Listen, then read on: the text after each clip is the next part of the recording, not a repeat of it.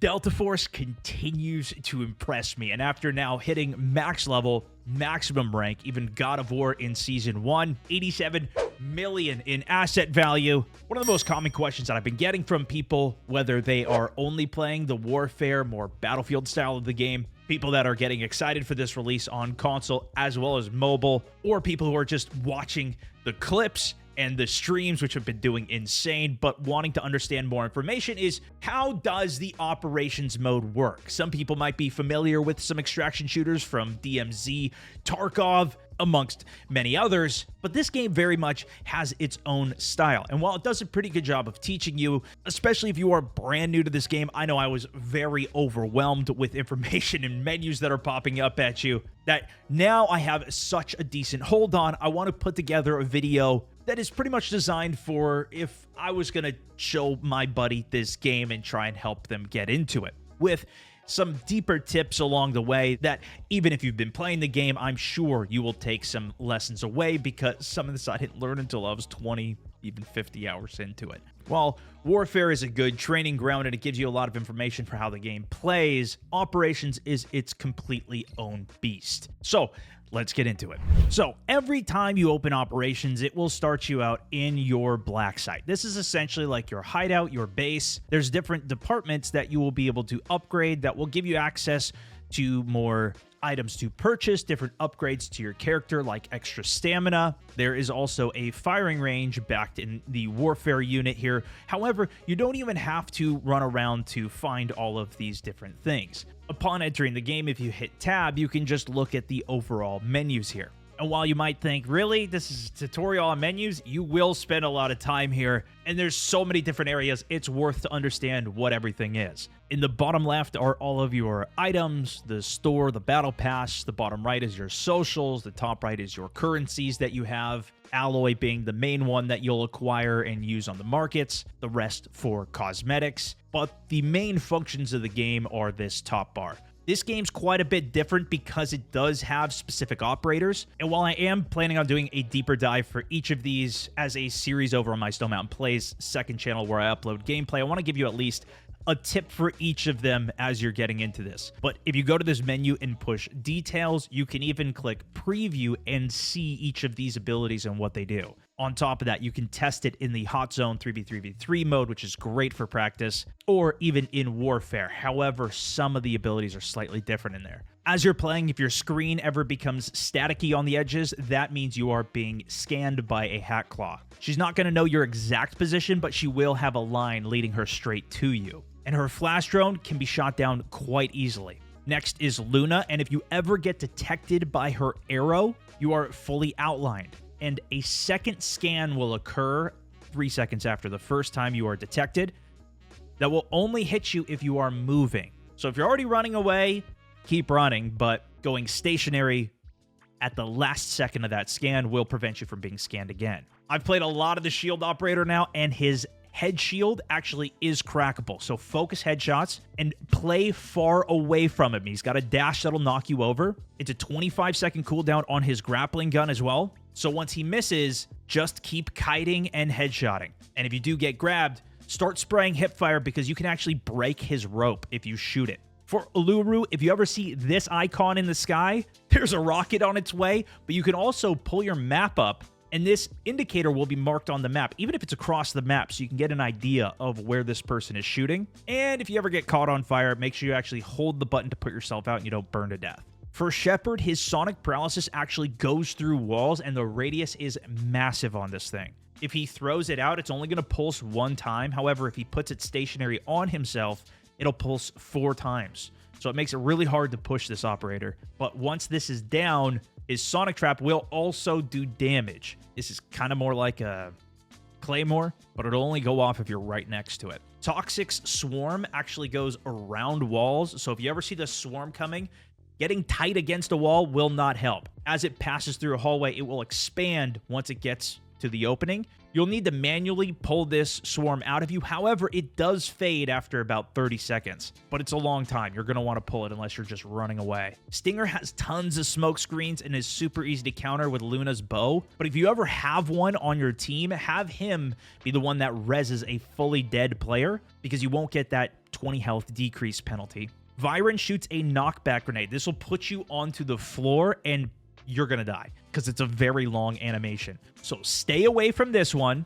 And the magnetic bomb has a very long explosion timer. Also, if you play as Vyron, every time you get a knockdown on a player, it resets the cooldown on your dash. And for D-Wolf, if you ever hear these electronic legs running, know that you're not going to outrun him. And he's the only operator in the game that can slide. Now, before I get into some more of the gameplay-oriented tips, go through the rest of these, I want to quickly go through some of the other menus. To start, the Battle Pass is a massive resource. It is capped how much XP you can get each week until the end of the season. But the main thing you're going to want is this 2x3 crate, which is your safe box. Even if you die, you will keep this. Now, they also have seasonal missions, which will give you a 3x3 crate. And these are quite easy to get. For my second season, I really haven't even used my 2x3, only the 3x3s, but you'll probably want to make some more progress before you'll get those. As a new player, this is fantastic. And you can choose to only buy the operations side of the Battle Pass if you're not going to play Warfare. In addition, you get tons of ammo, some free armor packs, and a lot of things along the way, as well as a lot of cosmetics. But you will open those in a separate kind of inventory, this collection here. This shows you all of your camos, but if you go to items, this is where you can open all of the things that the game is giving you from the events, and you'll have a lot of stuff pop up, especially from the Battle Pass. You can keep it here forever, and then it doesn't take up your stash space. So I recommend only opening these when you really need the items. But if you're ever out of ammo, this is where I come to get all of my blue ammo. I have so many of these, it's ridiculous. Now, you probably have seen something about a mandelbrick before. These are more similar to Counter-Strike cases, but instead of just randomly getting them as you play the game, you actually have to go in and exfil them. And in fact, you can't even just pick it up and go to exfil. You have to pick it up, go to a specific place while the entire map is tracking you, plant it, defend it for 4 minutes. Within the last minute, your teammates can go scan a copy, allowing them to get the mandelbrick out as well. And if you do that, then even if you die, you will exfil a mandelbrick. You can choose to open them, but you can also list them on the market, which will give you currency that you can use in the shop. These are the guaranteed direct purchase items that are purely cosmetic, as are the items out of the mandelbrick, but the gold rewards out of the mandelbrick, these being the two currently in the game, also have tons of color variations and design variations on them that you can sell to other players or put them on and use. Now, the events you'll spend a lot of time in, there are so many different tabs, but if there's ever a yellow exclamation at the top, go and get them. They throw tons of rewards at you, and even if you just collect them, eventually you can go into your collection with items and start using some of it as you figure more of the game out. You'll get a lot of these blue armament vouchers, and you can't even buy these. They're purely cosmetic. Play, earn them, and you have a chance at getting some pretty cool skins. You may also receive these tokens. These are used for leveling up your weapons in Warfare. In this mode, you just go to the auction house and you can buy literally any gun you want. Now, to get into a game, you click on the map selector. Some maps like Space City and Brakesh are only available for certain windows of time. Super helpful. You can see all of the quests that you have for each map on the left side. Another little tip, you see this green bubble icon down here. Click this as often as you can at the beginning of the game. They will just mail you free stuff. Eventually, though, this does run out because I haven't gotten anything for weeks. Once you select the screen, you have this gear up menu, and I did not utilize this enough at the beginning. This will let you put on gear that you already own or just directly purchase it from the market without having to go to the auction house and go through all the menus. Super important here, though, is this gear set button.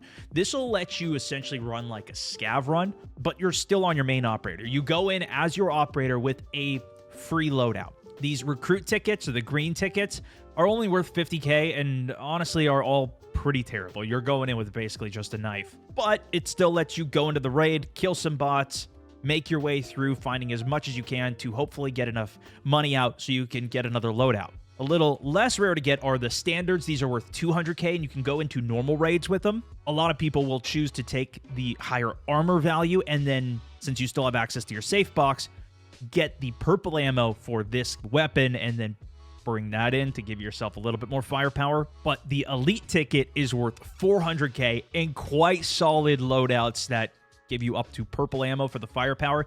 You can re-roll these as well, but it does cost quite a bit. If you ever need to get back to that menu, just click loadout from below the start screen, and whether you want to select a weapon there or just go directly up to the gunsmith, you can see every single weapon in this game, and the modification customization is crazy. Fortunately, it's also simple to customize and modify your weapons, as it shows you every single attachment that can go on, also showing if you already own it or just directly letting you buy it from the market. You can even save loadouts for specific weapons and import by copying and pasting codes for these weapons. I have a whole bunch of them over in my discord.gg/stonemountain64 for stone loadouts with builds that you can just paste right in. It gives you all of the attachments as well as the tuning. You can see it's previewing, but if you go back to modify, you can click purchase here. And if you don't have the exact loadout, you can also make alterations to this. Click preview and then go back to loadout and save your own. That is then here. You can go back to modify and click purchase and just get all the attachments you're set to go. But that calibration can only be done on a weapon that you're already built out on, but allows you to change stats that sometimes are very beneficial. For example, if you're using a long-range gun, you can upgrade the fire aiming stability with only a penalty to the ADS movement speed, which you may not be concerned with at all anyways, and get a free 4% extra stability off of. And the crazy thing is it gets even better. This button down here will instantly take you to the firing range, so you don't need to walk through your black sight each time. And once you are in here, you can test the gun with infinite ammo. If you hit tab, you can select which ammo type that you want to use, because you can also go up to the dummies and set not only their health, which should just be default, which is the player health. You can turn damage on. You can choose which helmet type they have, armor type they have, to really test out how much damage you are doing for the build that you have. And you can even customize the build. So again, hitting tab, you can hit F to modify the weapon, and here you can try every single attachment, Optic in the game as well. So if you want to see what the thermals are like without having to actually buy it, you're all within the firing range here. The thing I would say is just make sure you don't actually leave the firing range before saving whatever you're doing. Go into here, modify, and again, you can save a loadout that you fully customized right inside of these menus. One extra pro tip here is if you put on one of the bright flashlights, you can see a new icon appears in the bottom right. This will produce a blinding effect to enemies that you can only use twice per attachment, but you also need to bind this. So head over to your settings, keyboard and mouse, screen, and then scroll down to activate flashlight. I've set mine to caps lock, but you can set it to whatever you like. You will become deadly pushing anything. They are completely blind. I would love it if you can go into the firing range while you're queued. Fortunately, queues are very quick, and you also can't test character abilities in here, which I would also love to see a firing range for. A lot of people also ask about ranked. When you check this box, you can only do this within normal, you get a separate score. This doesn't put you in with only other ranked players. However, as you are playing, you're essentially being judged, and it's based on the players that you are fighting. So if you get 3 or 4 kills and die, you actually can still go up in rank. Once you get a score of 6,000, you've made it to the highest rank of Deltaforce Pinnacle. I would recommend just play with this on anyways, because the beginning rewards of silver and bronze give you a ton of cash, but then you also get cosmetic rewards, and if you end up climbing pretty high, maybe at that point, consider turning it off if you're just going on some solo raids, trying to make some quick money, you're expecting to die, not really fight. But I would say it's worth it to tick it on for the normal raids, so you can at least get some of the extra value. Now, let's head back to the main menu, and I want to go through some more of the top bar here, starting with the stash. There is a sort stash button down at the bottom here that you can use. Personally, I love this feature. However, it gets even better, because if you go into settings, go down to the bottom, you can have it automatically sort the stash every time it's opened, so you don't even have to click the buttons.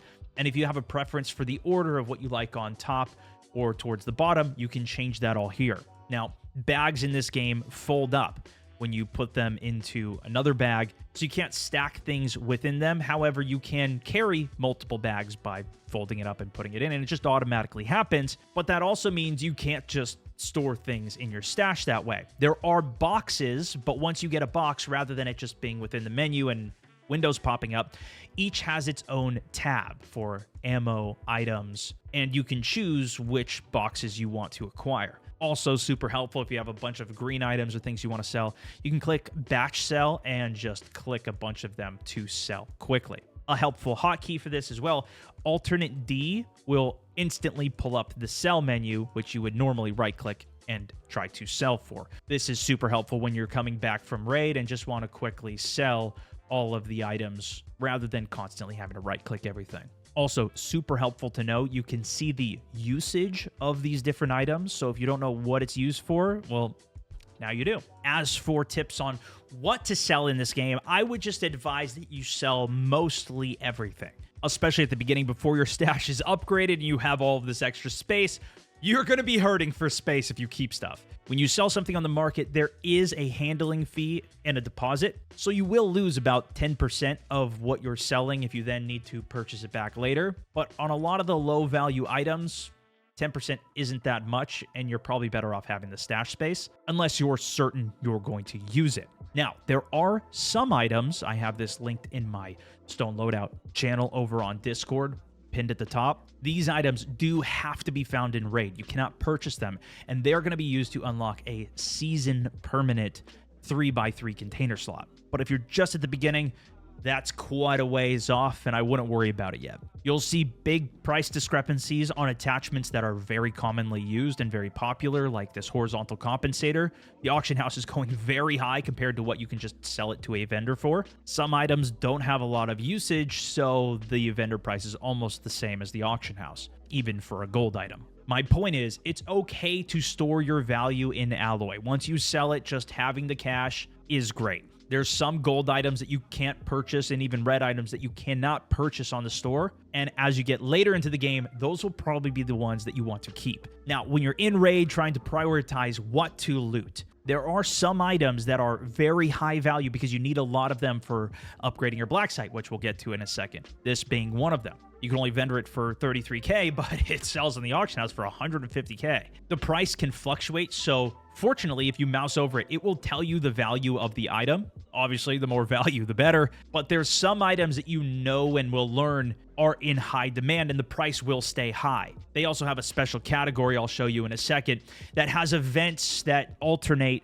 items that you can trade in for much better value, but this isn't 27k. The demand is so high, it's actually 64k. But the best items to really keep are going to be often attachments. Ammo is also worth a ridiculous amount, especially gold. You can see one stack is 320k of the gold. Really, anything at blue or better, one blue stack, 23k. That's pretty good compared to any blue item you would loot. Even these high precision tools, 13, it's not much, which means player kills are very high value, but you can still find a lot of great loot laying around. Also, always check if you have attachments in your bag that they can just go on your weapon to free up more space for you to carry items as you're playing. You can build weapons within the raid as long as it's compatible. Now, why is ammo so expensive, and how does this even work? The way to think about the armor is the durability is an extra health pool. So if I put on a 50 durability helmet, in this case it's a gold one, and a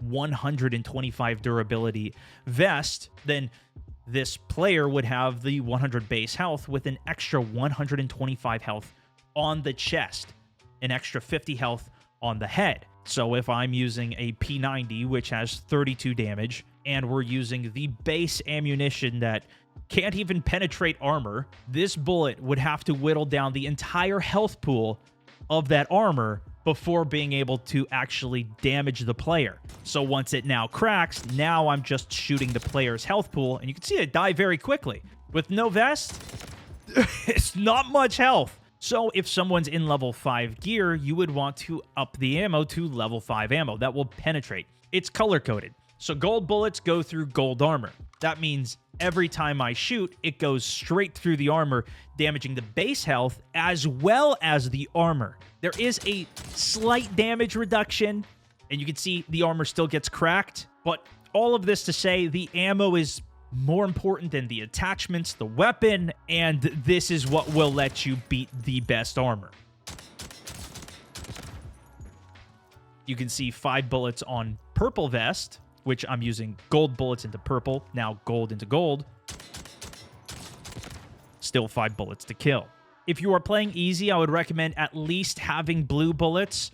Also notice this is a penetration level 3. This is a penetration level 0. However, it does do extra damage. This only happens with the blue ammo in the game. It could even make it worth it for you if you're only running blues to just try and go shoot people in the legs. But of course, if they're undercover, only showing their shoulders and heads, you're kind of screwed. But at least if you have blues going against a purple, you can still do some damage. You actually do more damage if your bullet color is at least closer to the color of the armor. If you're in normal raids, I would at least be running purple. And a pro tip for sniping, I like to run just the cheapest sniper with a 3x optic.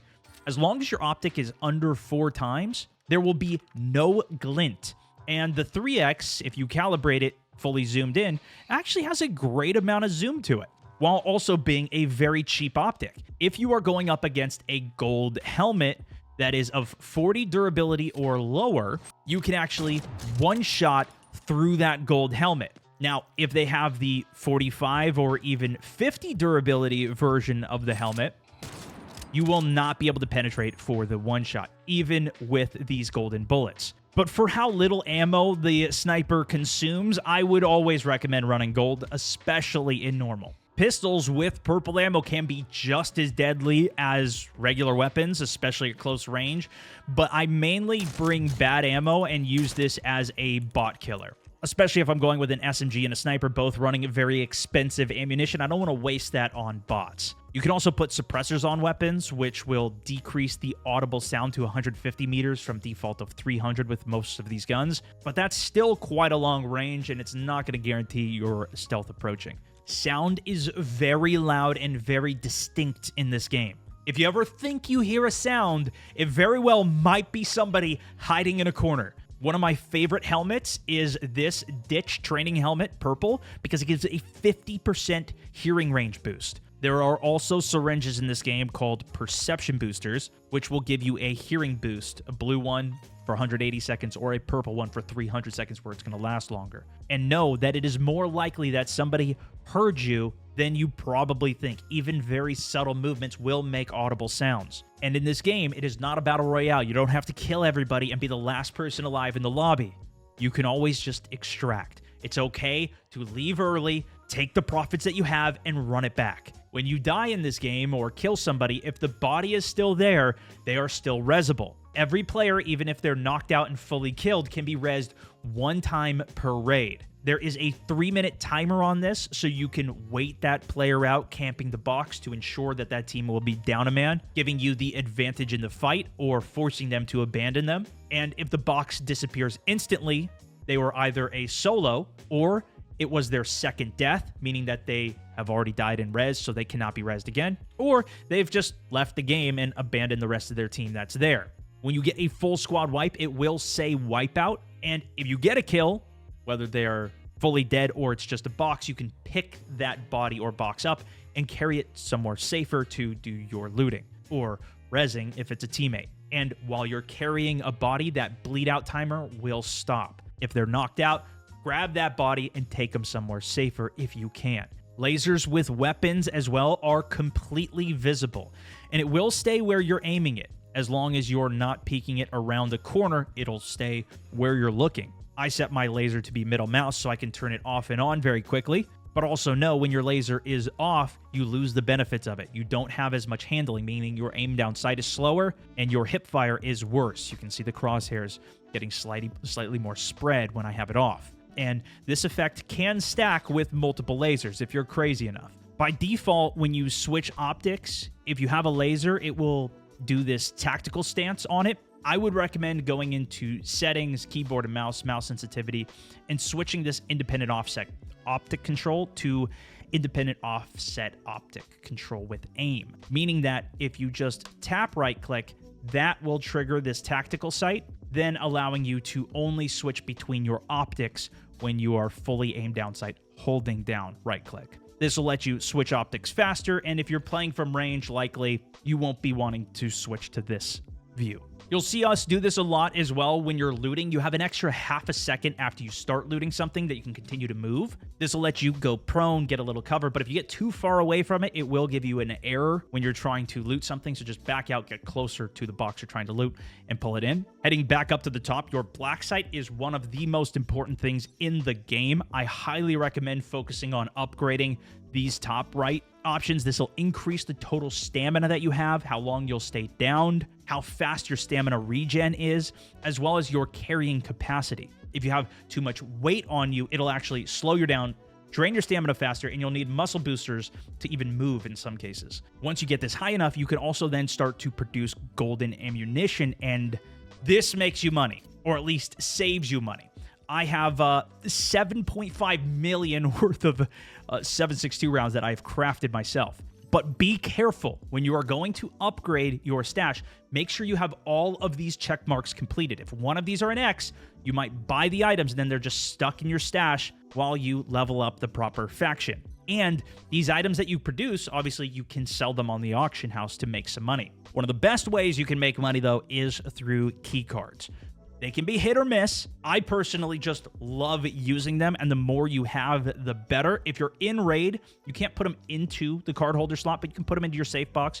Then when you're out of raid, you can throw them into the proper maps card holder. Super easy to manage too, because it gives you all of the maps at the same time. And if you click this little swap container at the top, you can use in-game currency to purchase a higher tier card holder. I bought one that holds 9 per map. Cost me about 4 million or so, and I get it for an entire month. Likewise, if you ever want to swap your safe box, you can do it from that button at the top here. If there's any other great beginner tips that you guys have found out or something that's helped you, please let us know in the comments down below, and thumbs up any other great ones that people put together. I think this is a much needed resource for the community, especially from comments at least that I see and from players that I see. And the good news is now you have a complete understanding of all of the basics with some additional insights that will let you really start to get much better at this game. Fortunately, in this one, the tools are in the game, so being able to pull up the map, see where to exfil, hearing the audible cue of a rat squeaking around, knowing that's a manhole, or some birds chirping, there's a nest that hasn't been looted there. The game kind of teaches you. Now, there is a ton of value in map knowledge and knowing jump spots, so watching more full gameplays and how other people utilize some of those spots is fantastic. Go check out my second channel, Stone Mountain Plays, for tons more of that. And if you want to see more helpful guides and information from myself, tune in on the streams or let me know and I can drop some more videos like this. Also, if you want to find games with each other and get some other like-minded people, join in on our Discord server. We got a fantastic community. Consider stopping by my streams live every single weekday. We are playing a lot of this as well as other FPSs and extraction games. That's for this one though. Thanks so much for watching. Stone Mountain 64, over and out.